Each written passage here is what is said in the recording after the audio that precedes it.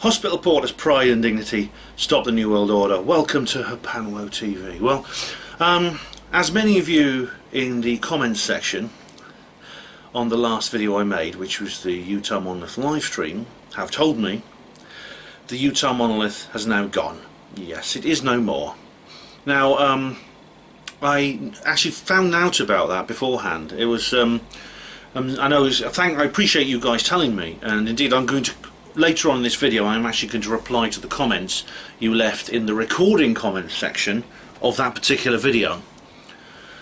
And so it's nice you to come and let me know. I'd already heard about it. What happened was, it was amazing. I had simply been I've been recording the Mindset podcast with Gareth Davis and Colin Wilford, and we discussed the Monolith in it.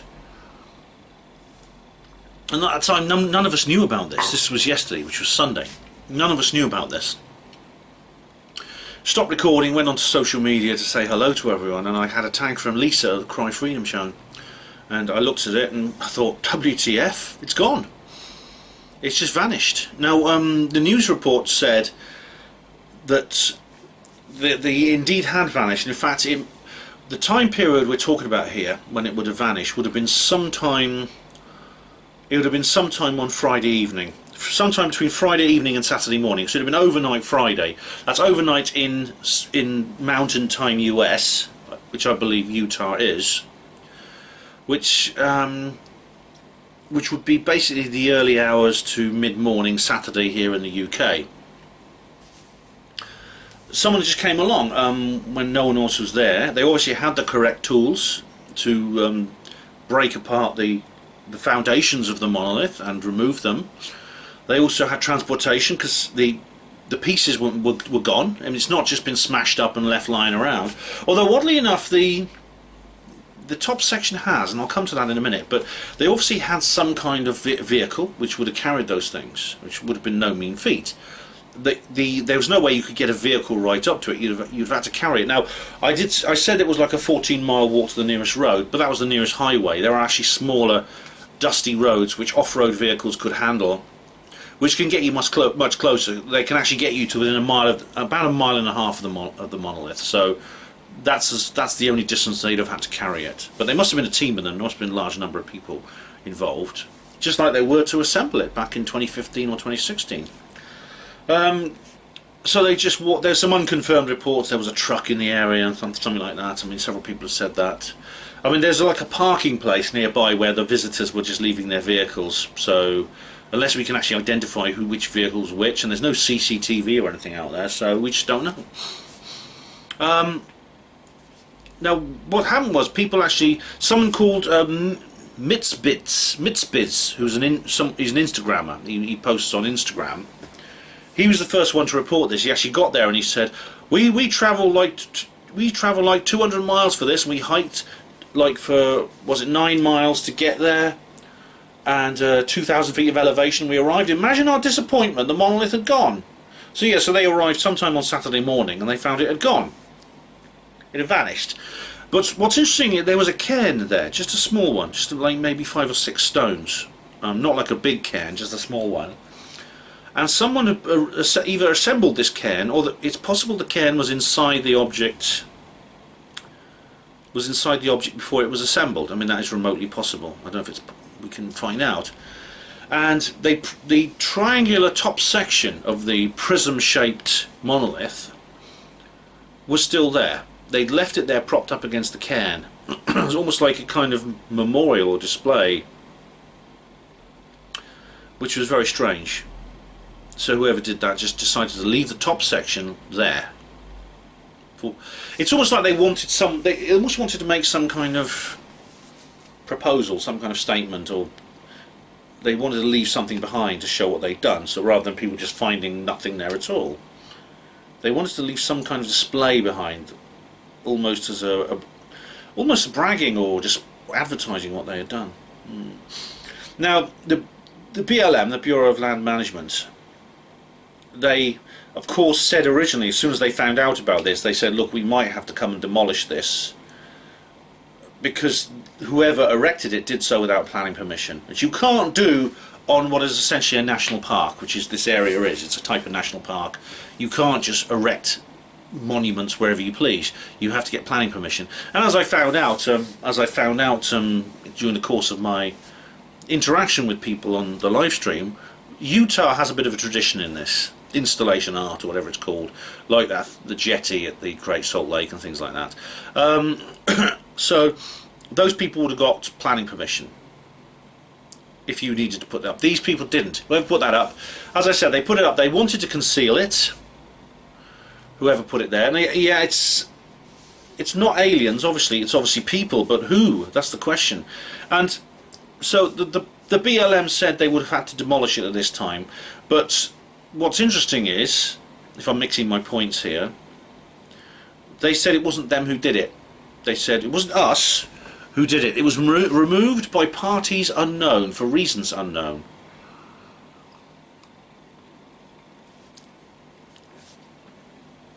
So this is more mystery. I mean, there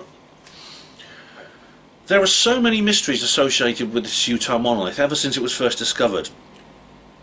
And questions like, was it left there by aliens? Is it man-made? That question obviously was answered when people started to visit it. And then the next question was, well, if it was man-made, who made it and why? Is it this artist? Is it that artist? Is it John McCracken? Is Patricia, what's her name? Again, we don't know. And now it's gone. There's another mystery. Who took it? Why did they take it? How did they take it?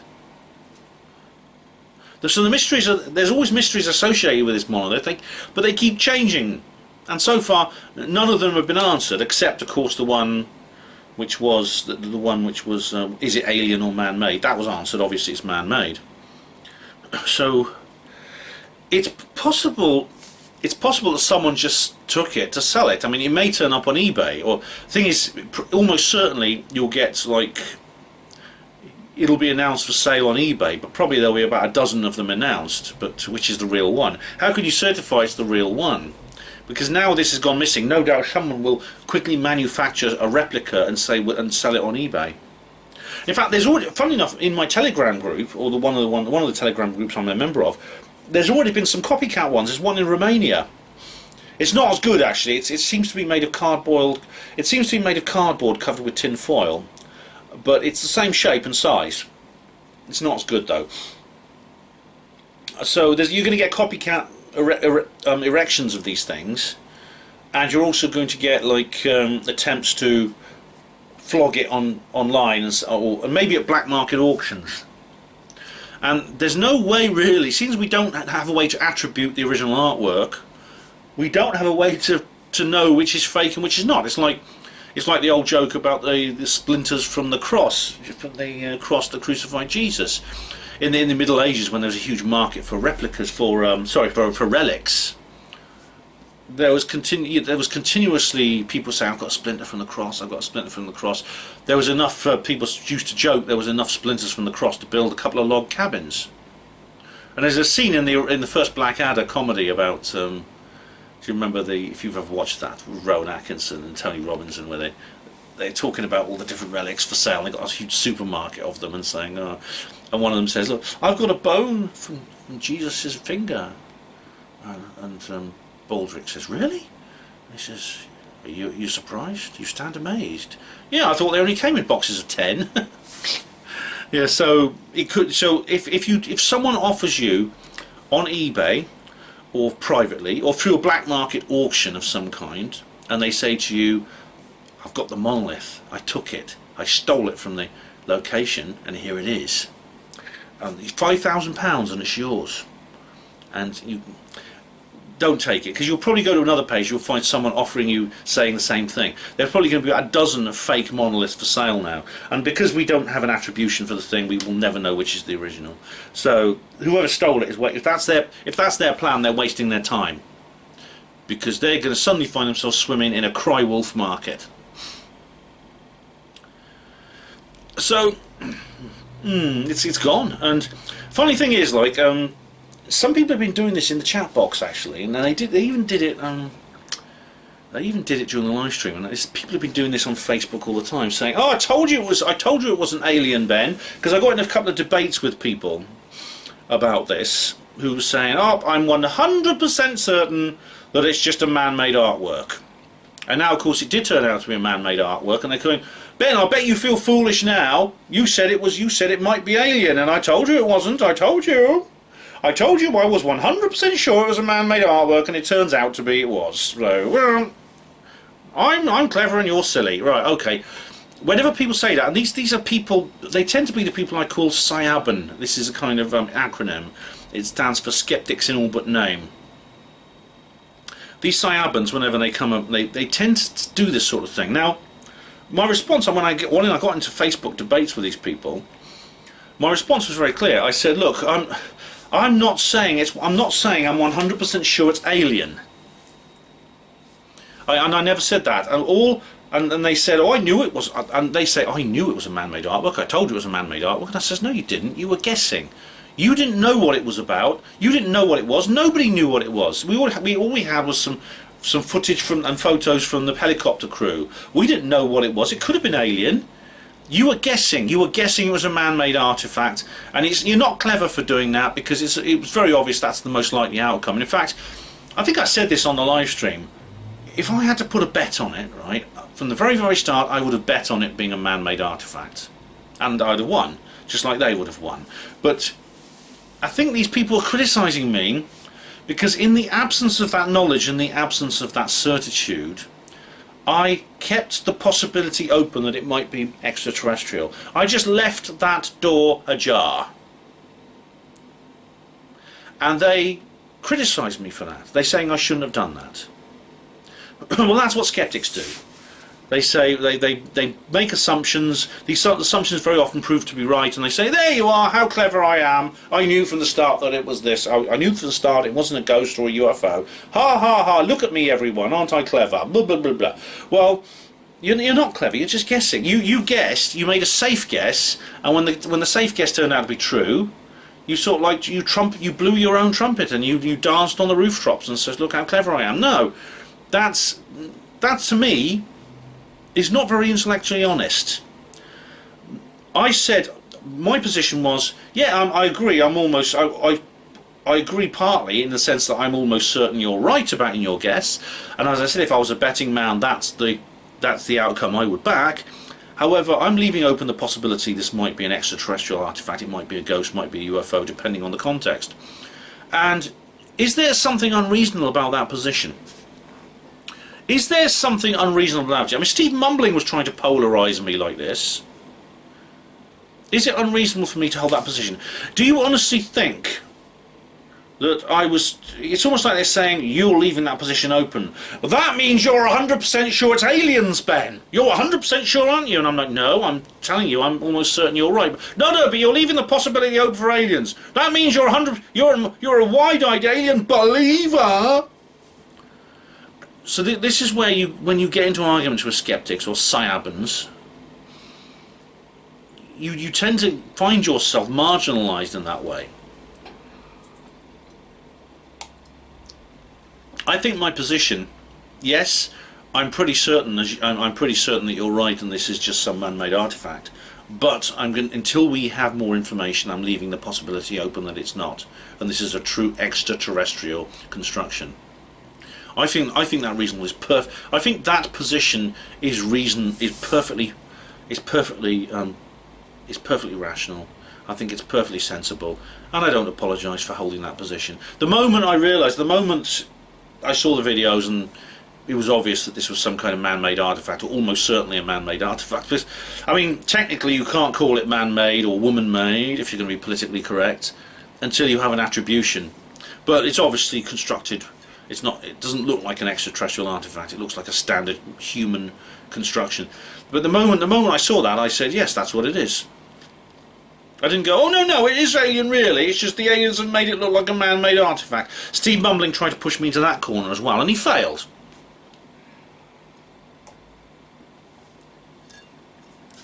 And now it's gone. It's do you know what? It's actually quite sad that it's gone. I mean, I did say at the time, you know, I did say during the live stream, if you want to go and see it, if you live close enough and you want to go and see it, do it. Get there quickly before the BLM take it down. I did say the BLM had already said it's there without planning permission. We're probably going to have to remove it. And they would have done it. They'd have had some. Obviously, they'd have had to go to a committee like these government institutions always do, and they would have to make a decision and things like that. They'd have to talk about it first, but then they'd have probably gone out there with a pickup truck and a pneumatic drill and whatever, and they'd have. And a massive chainsaw, and they'd probably cut it up and taken it away. So the BLM would have done that eventually. So I said to you, go and see it before they do that.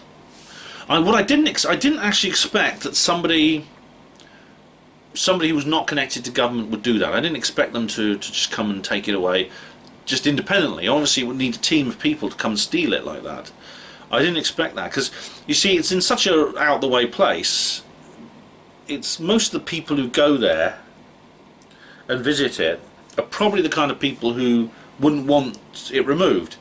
It's like some of these old Antarctic bases, you know, like Captain Scott's hut in Antarctica. It's still there today. It was assembled, I think, in 1905 during Scott's first expedition, and it's still there now. And because it's very cold and dry there, it's in perfect condition. And you can it's not locked. You can go in there and you can see all the things that Scott left behind, and it's kind of a little museum.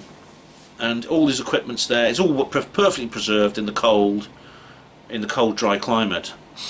And it's no one ever steals anything, because it's in such a remote location in Antarctica that anyone who's going to the only kind of people who would make the effort to go and see a place like that are the kind of people who would have the reverence towards it not to disturb it.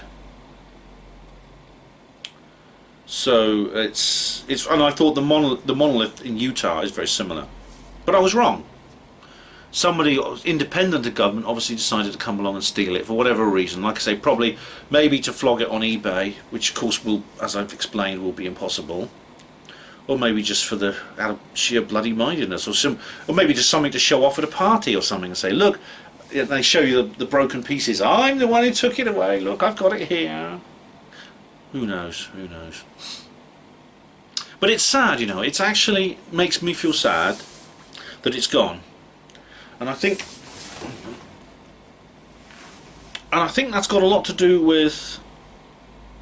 It's rather like crop circles, even though of course crop circles are different in that there is a question mark over their origins, which is not present with the Utah monolith. I don't think there's a serious question mark that this is something some human made.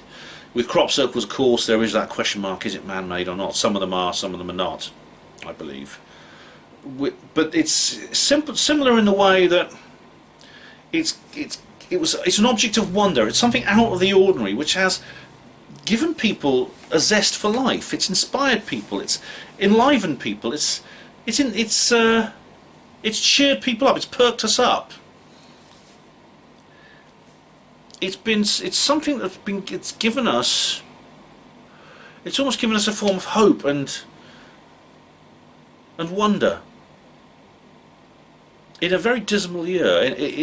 I think it's because it rose to prominence at a time when it's the kind of thing we need. We need some kind of mystery, something out of the ordinary, something that's just there to enthrall.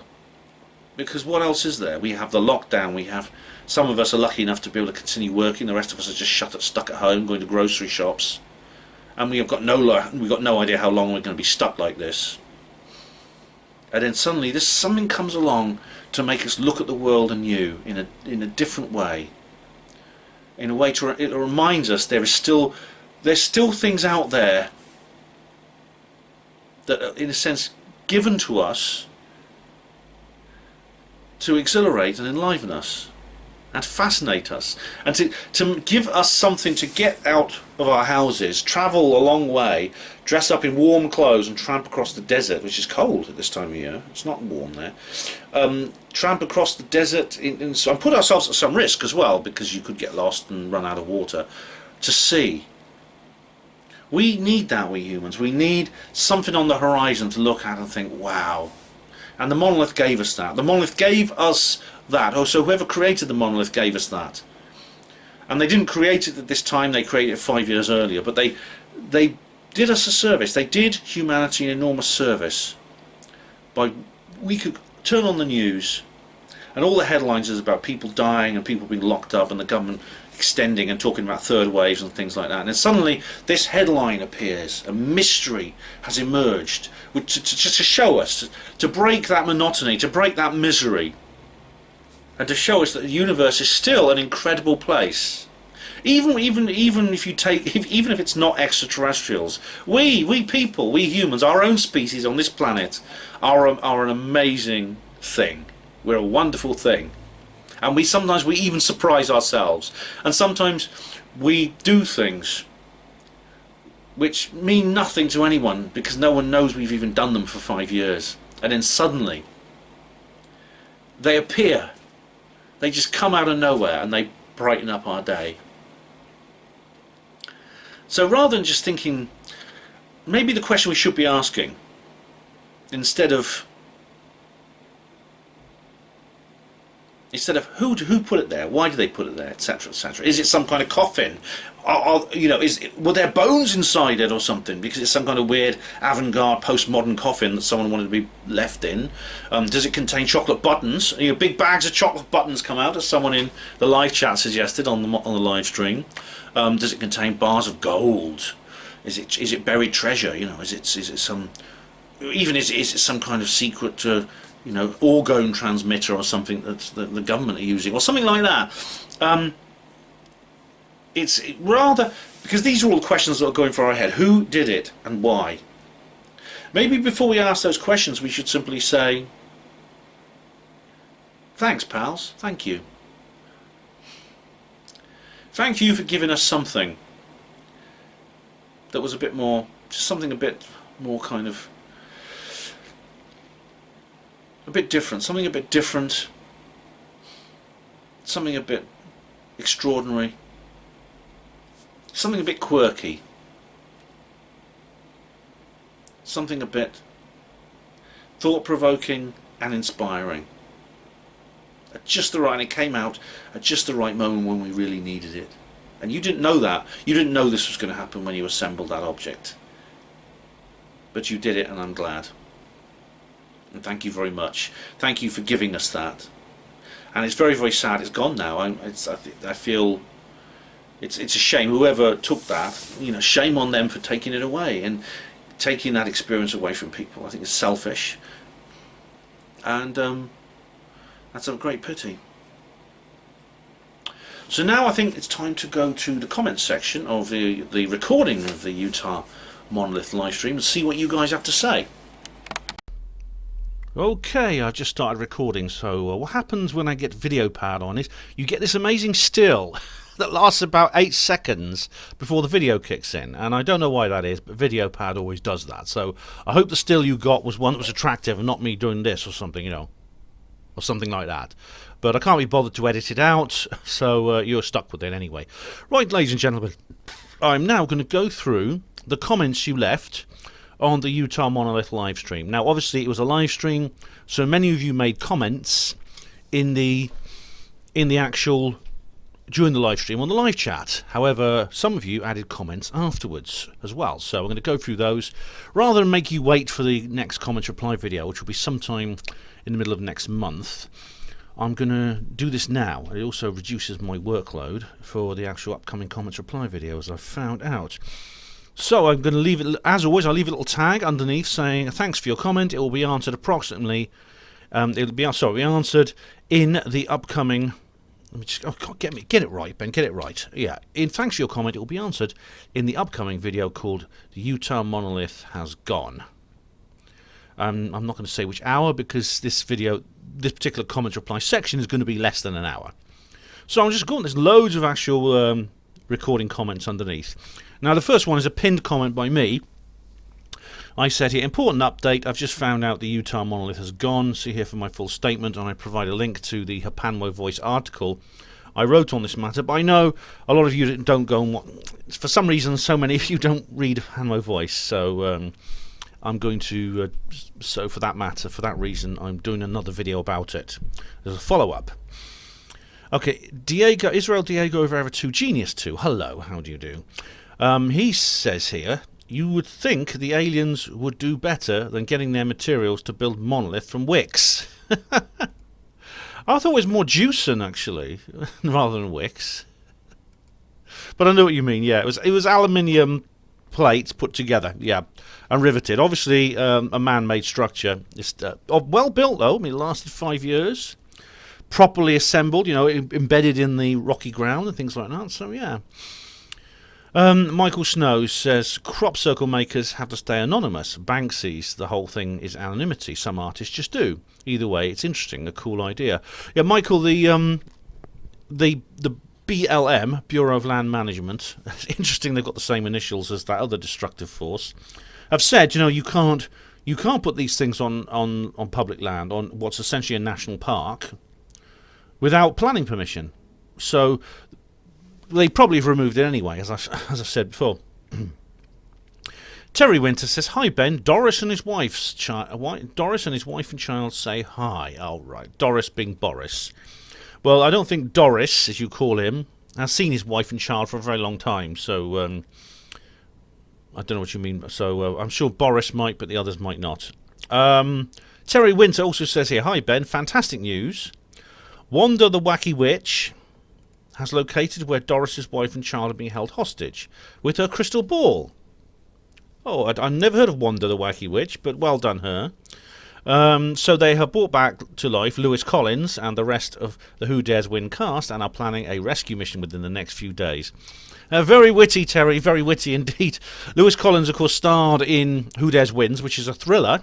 It's very interesting, exciting thriller about some people being held hostage in a stately home, including some ambassadors and people like that.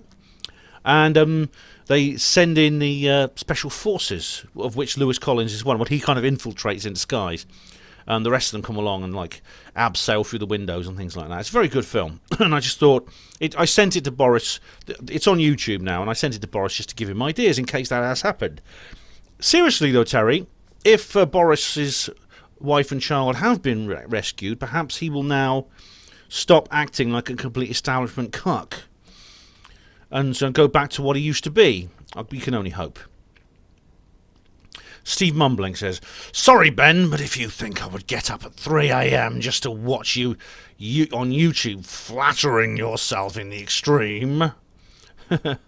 Oh bloody. Oh, I said to Steve, because Steve says he wasn't going to watch the live stream because it was 3 a.m. and I said, you lazy bastard, get out of bed. I mean, if I can get up to be on Timothy Beckley's show, then at 3 a.m, because it's like Pacific time, you can do the same, Steve, come on. If you ever stop hiding behind Sugrin, the best I could do is 7 a.m. here. It's 11 p.m. your time. Well, Steve, you know, I might just do that, actually. I might try doing later live streams, or maybe doing more than one. Hiding behind Sugrin. I'm not hiding behind Sugrin. I've explained. If you think what you said to Colin Sugrin is acceptable, and you think it's okay to say that, and you think, oh, it's absolutely fine, and anyone who objects to that is just using it as an excuse, then you're using it as an excuse. I've seen the videos you made about me lately. I've been watching your channel.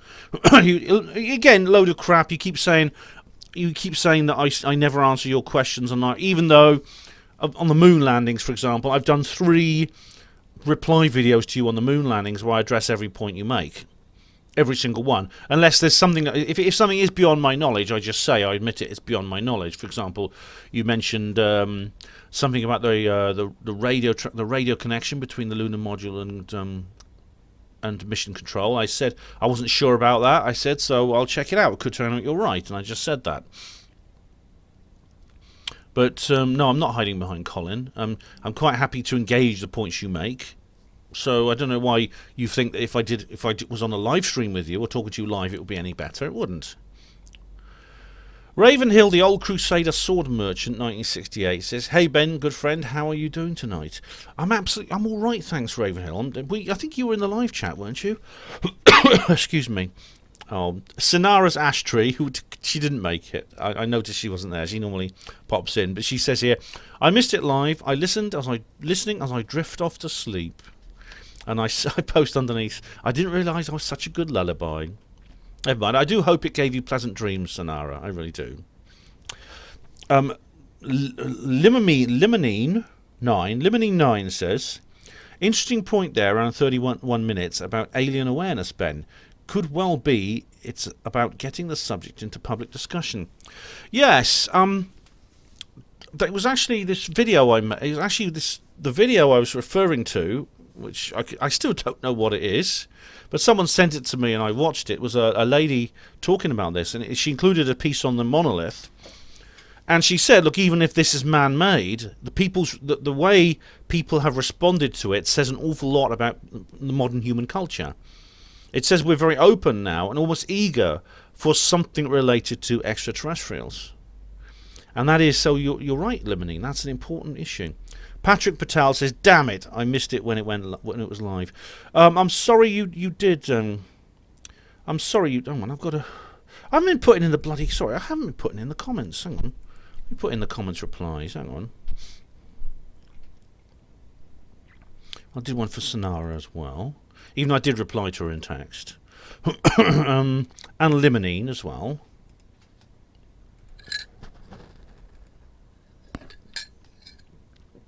And Patrick Patel. I'm sorry you couldn't catch it live, Patrick, but here's the recording for you. I'll do another live stream at some point. Oh, we have Steve mumbling. "As it was found by a government department and not discovered and put all over the global social media by some spotty member of the public." I don't know who you're referring to there specifically, Steve. I don't have any spots. "Don't you think it would have been squirreled away to some top secret government research lab if it was anything remotely exotic?" The answer is yes, probably, almost certainly, although the Utah Department of Public Safety wouldn't necessarily know what to do with it. It's quite likely that particular government department would have just simply did what it's just done. It would have made videos and it would have published them, and then it would have passed the matter on to the BLM to ask them what they thought should be done about it, which is what they did. The BLM said you're not allowed to erect monuments like that on public land without planning permission. And indeed, Utah has a tradition for that, as I found out, as people were mentioning in the live chat about. And they do need to have planning permission. So it's quite likely what happened would have happened, but then it would have gone quiet. I mean, this came up on the Mindset podcast. If it had been extraterrestrial, there'd probably been some kind of cover-up. As you know, people actually visited it. It was there for a couple of days, and people did go and visited it. They filmed it, they photographed it, so we actually learned an awful lot about it from those people who visited. Probably over 100 people actually got there during the time it was there, and they took photographs of it, and so you can see quite clearly how it is made, and that it is almost certainly not extraterrestrial. But he goes on, "That's exactly what you would expect, isn't it?" Yes, I would. I would expect something like that, definitely. "That's exactly what..." Oh, sorry, he says, "So, why would you even consider it alien?" Well, I'll cover that in the main video. Well, actually, I'm filming this before I film the rest of it, so I will be, from my point of view, and have done from your point of view, already covered that point. Limonene says, "Good point," and actually, Steve is right. He's partly right anyway. The UDPS, what would have happened is the UDPS would have done what they did. The BLM would have probably said what they did, but then it would have gone into other hands, and we'd have had some kind of cover up. We'd have had some kind of suppression. There'd be a weather balloon story or something, or they'd say it was some kind of artifact when no one had seen it. So yeah. David Smith said, "I found a sharp metal object in my fire before. Could it be part of a damaged UFO targeted by laser fire from Trump's Space Force?" Or could it be a shard that fell off the scrap van during the rounds? Who knows? Both are equally possible. No, David. Obviously, the latter is far more possible, isn't it? It's far more possible. However, if you lack knowledge about what that sharp metal object is, and you haven't analysed it, leaving it open, leaving the first possibility open, is not an unreasonable position, as I have explained, or as I will explain, depending on whether you're me or you. Ben W says, and just like that, it was gone. Yeah, it was Ben W was the first person to put a comment here to say that it had vanished, and I already found out. I found out from I'll explain. I explain in the main part of the video where I found out about this. But yeah, it was quite a shock. And Diego Rivera says the monolith has disappeared. Correct. I'm just checking. I've left notices for everyone. For some reason, I didn't. Did I leave one for Steve? No, I didn't. Oh no, I haven't got to that bit yet. Steve Mumbling says, now it seems Trump has sent the Nimitz back to the Persian Gulf. Oh dear, it looks like the assassination of Iran's top nuclear physicist was just bait. Trump wants Iran to carry out a military strike on Israel, so he has an excuse to carry out an airstrike from the Nimitz on Iran's nuclear facilities. I think the Iranians have figured this out. They won't take the bait. They'll wait until the US has more moderate president in place. They won't have to wait long. Steve, are you serious? Are you seriously saying that Trump is more likely to attack Iran than Biden? With Trump's track record, and the Democrats' track record over the last few years? Obama? Clinton? You're insane. Firstly, we don't know whether Biden or Trump will be president, because, as I've said before, that's still up in the air, despite what the mainstream media is saying. The mainstream media are desperate to build up this cultural momentum so that everyone's so sure it's Biden's my man, he's going to be the president, man, yeah! Which makes it more difficult for Trump to pull the rug out from under the feet of the people. But as I've explained in previous live streams and videos, and no doubt I'll be covering this again in the next couple of weeks on Hapanwo TV, it could be that Trump will stay as president for the next 4 years. That is still quite likely, I think, based on what I've seen. But we'll soon find out. The Iranian, that general guy, well, the physicist rather. Now he, that's interesting. That looks very Mossad-like. I mean, several people have blamed Mossad for this. And the fact that the Nimitz is going to the Persian Gulf. Well, when has the US not had some aircraft carrier in that area? I think there's been an aircraft carrier in that region for the last 50 years, one way or another. And it could be, this is just simply a routine rotation. I don't know. Was it specifically because Trump is worried about Iran? I don't know. Maybe it's just a routine response to the situation. Doesn't mean that Trump's going to invade. Now Biden will. If Biden gets into presidency, he'll send more ships and more assets there, and you'll get an invasion. There'll probably be some kind of 9/11 event. And yes, Steve Palmer, you can put that on the record. I have predicted that. Patrick Patel says, interesting video, Ben. Love it. Thanks, Patrick. You're very welcome. Glad you're enjoying it. Gary Robinson says, it could have been put there for a magazine photo shoot or a movie, both of which would require a specially researched location. I hear it's gone now. Yeah. Gary, if that was the case, though, they would have gone through the correct channels. I mean, otherwise the production team would be sued or arrested.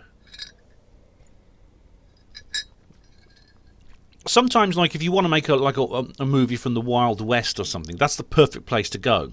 Because it's miles from modern civilization. It looks really, really rough, and it's the kind of place you would imagine Clint Eastwood or someone wandering through the desert, with his gun like that. So it'd be the perfect place to go. But if you want to put a movie set there, you have to ask permission for the BLM. And indeed, filmmakers do that. They wouldn't, if it's possible. I did wonder if it was some kind of viral marketing. Some kind of piece of viral marketing for something, which we may find out about in a little while, but it doesn't seem to be. It doesn't seem to be the case, does it? Adrian Jones says, take me to your leader. And Neil Peel says, take me to your fridge freezer. Funny enough, it looks like one of those strange upright fridges, don't they? You get in IKEA, where the silvery ones with the sort of curved door. It does look a bit like that. Now I got into an argument with TK because I said 365 degrees in a circle, I rest my case. I got annoyed with him for nitpicking like that. And I said, I actually put a text here. It was a slip of the tongue, you nitpicking Vatman, I said. Which is what he was. This is what Steve Mumbling does, picking out little things like this to discredit me. Or the trolls, you know, they talk about my toenails and things like that. Because it's just easier to if you want to discredit someone, to do this sort of thing. Just like find something, anything they make a mistake. Even if it's a completely irrelevant thing. Even if it's like, was it Rudy Giuliani with some of his brilliantine started to melt in the hot lights and it trickled down his face because he was sweating. I mean, some of that, you know, that's all they could talk about. And the TK says in reply, I'm shocked when I hear someone say such a thing. I'm like 8 days a week too busy for such confusion. Steve Mumbling says, everyone knows there's 360 degrees in a circle. 2 + 2 = 5, remember? Oh, look. Steve, I know there's 360 degrees in a circle. I got confused with the days of the year or something. Now, your 2 + 2 = 5 thing. I've seen the little tableau you used for me on your video where it's with me with my mask saying 2 + 2. You know. Now, let me just explain something. Firstly, you put respect my authority on there, so you don't get the joke I make about you because you probably don't watch South Park. This is a comedy show. It's very funny. It's a comedy cartoon series. It's funny. What I actually have written on my mask is 2 + 2 does not equal 5. It's the symbol for does not equal, which is basically my standing up to the Orwellian thing, you know, with O'Brien and Winston. You know, you must understand, Winston. What does 2 + 2 = 5 make? And he says, oh, yeah, what's 2 + 2 equal? Does it equal 4 or 5? He says, I'll say 5, just stop this torture. And he says, no, Winston, you'll say anything to stop the torture, but you have to really believe it. The party says 2 + 2 = 5, so you have to believe it, see? So that's what it's about, Steve, just to explain. TK says, Steve Mumbling, I shall reply to this in 4 weeks when I plan on doing a 10-hour reply video to people calling me names. Oh my goodness me, that'll have people on the edge of their seats, won't it, TK? Expect a stock reply from me then. No, that's not right. Watch my video about it. Cheers. I'm too busy to bother replying to you now. #TooBusyBen. Look, TK, is that an unreasonable thing? Is it really unreasonable for me to say, look, you've left a comment here, I've made a video about it, just watch that video? It's otherwise I just have to keep repeating myself every time. Which isn't it easier for me to just say to you, look, rather than me give a long detailed reply to your comment now, watch the video where I address the point you make. I mean, the case of Terry Winter, I mean, he wouldn't even watch the video but he was replying to. He started putting comments on the video and he hadn't even watched it. He read the title and decided, oh, I'll say this. Hugo Rune says, and 366 degrees in a leap circle, lol. Nice one, Hugo. Charles Scott says here, in reply, he says here, now, Charles Scott had a bit of trouble commenting, and I don't know why that was. For some reason, his comments weren't appearing. They weren't even going in the spam box. He says here, in reply to Steve Mumbling's comment, reply to comments 35. Oh, right, I think I know this one. I know what you're talking about here, Charles. The mogul balloon didn't appear in 1997. Brazil precisely described components from a mogul balloon string. I'm just quoting Steve Mumbling here. Back in July 1947. Charles Scott talks of extraterrestrial balsa wood PMSL. But he lives in cloud cuckoo land. Remember, he refused to answer the question about him ever being under the care of a mental health professional. I strongly suspect he knows he has trouble telling fact from fiction. Let me just interject here, Charles. Firstly, what Steve says there is very interesting because it's what cloud cuckoo land, question mental health professional, fact from fiction. Steve Mumbling is replying to Charles Scott with a whole list of rhetoric. That's just rhetoric. I could say someone who thinks 2 + 2 = 5 is right. If you think 2 + 2 = 4, you live in cloud cuckoo land, you've been under the care of a mental health professional, and you can't tell fact from fiction. I could say that. If I did, would 2 + 2 = 5? That's the question. Because if your answer is no, then Steve Mumbling's argument is irrelevant here. It's a non-argument. Anyway, Charles carries on here. Again, I question your sanity. I think it's probable you have mental instability, which makes you temporarily insane. Drinking alcohol, having a bad temper, or mental illness are possible causes for your mental instability. All right, now you could argue here that Charles is simply doing the same thing now, and I'm a hypocrite because I object to Steve doing it and not object to Charles doing it. Well, the thing about it is I do object to Steve doing it more than Charles, because Charles now is simply fighting fire with fire. If you are attacked with if you are on the receiving end of an ad hominem attack, it's tempting simply to just refute that. So if I'm in a debate with someone, they say, Ben, you've done no research at all. Now, I could actually respond to their points. I could just say, yes, I have, and here's the research I've done. Or I could say, well, no, you've done no research at all. So in a sense, Charles is in a position where, for the sake of his own dignity, he has to, he has to retaliate in kind. Your previous comment, which I refute, you have confirmed you have been diagnosed. You've been diagnosed with a mental health condition by a medical professional by not answering the question. Is without question an insane comment. Well, it is actually, Charles, isn't it? I mean, to say that is proof of mental health issues because you don't answer a particular question is nonsense. And to be honest, I don't know why Steve Mumbling's doing this. I mean, why are you bothering doing this, Steve? I don't see why you are PMSL over my previous comment. Perhaps you've temporarily lost your sanity again. Witnesses in their own words are describing material akin to balsa wood, which is clearly not terrestrial material, as you can cut and burn balsa wood, correct? You continue with your insane mogul balloon drivel narrative to save face, and because you have an agenda to state the Roswell case was terrestrial in origin. You are a truth denier and or don't want to be wrong, and you ignore some evidence and are non-compos mentis in your analysis of the evidence. Well, Steve is doing this. Steve is doing what a lot of skeptics do, which is precisely that. They have an ideological commitment to Roswell not being a UFO, not being alien. And so they essentially concoct an alternative fantasy world in which that is the case. And the government assists them. The government are only too happy to have these very loud and obtrusive people going around saying these things because it assists the cover-up. Project Mogul was probably invented for that particular purpose, just to give these naysayers, the nasty, noisy negativists, as Stanton Friedman calls them, fuel for their fire. It is advisable for anyone reading your comments and watching your videos to treat them with the utmost caution as you regularly give out disinformation. He does, yes, doesn't he? I mean, I don't think it's deliberate on his part. I don't think he works for the CIA or anything like that. No, he doesn't.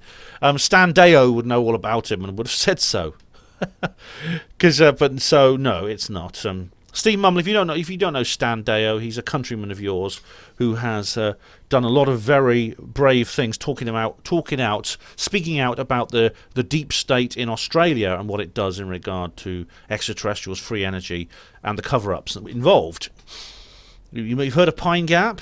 Yeah, he's told the world about that. I've seen Pine Gap, interestingly. But the tour guide on the coach I was on, we drove past Pine Gap, and he said, if you know anyone who works there, you ask them what they do, and they'll say, oh yeah, I work there, but I'm just a janitor or a storeman or something. Because about half the people in the town or city of Alice Springs are employed there. It's a major employer, yeah. I find many of your comments and videos highly amusing because they are drivel, which you think are factually correct. It's the Steve Mumbling Show, lol. Yeah, I do too. I mean, I do occasionally. I do watch his channel. I've been watching a couple of videos, and I find them. They are amusing, yeah. And sometimes this is why I do reply videos basically because it does make me laugh, and it says here it makes Charles laugh here. He says as well, such as your above comment, especially. I strongly suspect he knows he has trouble telling fact from fiction. I'm confident there are a growing number of people laughing at you, not with you, because of your entertaining drivel, while others understandably think you are an annoying gobshite. Are you Irish, Charles? I love gobshite. I love that word. Yeah, I mean, it's a bit of both on my part, I think. The original comment I made is as follows, and for the benefit of anyone who's not read it, Quote, this is Charles. After further consideration of you using Brazil's crash debris and cavet as evidence to indicate Roswell as a terrestrial material, I have in fact concluded that this evidence indicates it's more probable to be extraterrestrial material. You can cut and burn balsa wood, unlike Brazil and others' description of extraterrestrial type balsa wood. Correct. And the link you put in here is one from the RoswellProof.homestead website, which I've talked about before, which is very interesting. It's Jesse Marcel Jr. talked about this as well. He sadly just passed away. Cavett originally lied by denying being involved with the crash, then admitted being at the crash site. Correct. Therefore, Cavett was a highly likely lying with his description of terrestrial material at the crash site, debris, which contradicts the description of extraterrestrial material. Material would not cut, tear, burn, permanently crease or bend by the likes of Rickett, Smith, Blanchard, Marcel and Brazil. Yeah, it was a cover-up. It all took place in Fort Worth.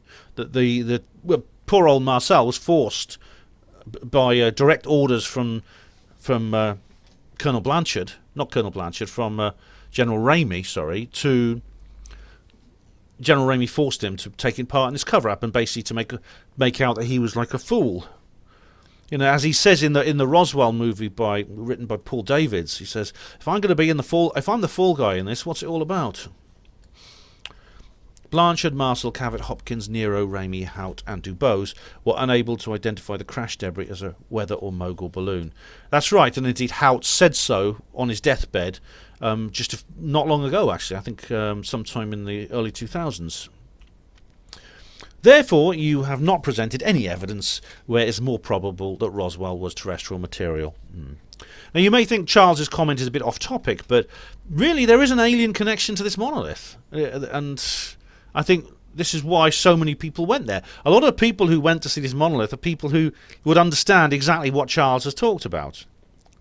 And I reply with text here because just to explain with Charles about what was happening. Because he had trouble posting comments, and I exchanged emails with Charles, and and he had a bit of problems with that too. But Charles and I have managed to exchange emails now. And Steve Mumbling says, "You're rambling, Charles, and you can't afford Thorazine." And Charles says, "Drivel, PMSL, I await more drivel." Oh, it's funny. It's funny. Well, there's your reply anyway, guys. Is that all of it? Is that all the comments? I think that's all of them. Yes, it did. I'll just check. I put tags on them all. Yeah. Thanks for the comment. Thanks for the comment. Thanks for the comment. I just to let people know, because you'll be able to read it in this. You'll be able to follow it in this particular the next video I do. So thanks for the comment. Okay, so that's actually helped me because it means I now have less to do in the next comments reply video. But I'm not going to make a habit out of this. It's only for certain videos when I'm making direct follow-up videos to ones I've done before. So in other words, it's exactly the same theme. Otherwise, all I'll be doing is doing permanent short comments reply videos, which I don't want my channel to be. But anyway, there you go. And so there you have it. Thank you all of you for commenting on that. I much appreciate you leaving the comments on the recording as well as you joining the live chat. That's very much appreciated. Of course, it makes all the difference, doesn't it? Because otherwise this video wouldn't be half as interesting. So thank you all for that. There will be more videos coming very soon, and who knows, it's possible we may learn more about the monolith. Who knows? Maybe it will appear on eBay or something like that, or maybe the police will raid a house and it'll be there, or maybe the artist or whoever put it there will come forward and admit they did it and have the proof, because obviously some people are going to fake it and they're going to say they did it when they didn't. So like there's about 6 or 7 different QAnons now who claim to be the real Q, but they might have proof, in which case that would be very, very interesting. And it's hard to predict. It's very hard to predict where this will go. But I just sense, even though the monolith disappeared, I get the feeling this story is not over, and I'm going to have to come back to it again. We shall see. In the meantime, there's lots more videos coming. Keep your eye on Hapanmo TV.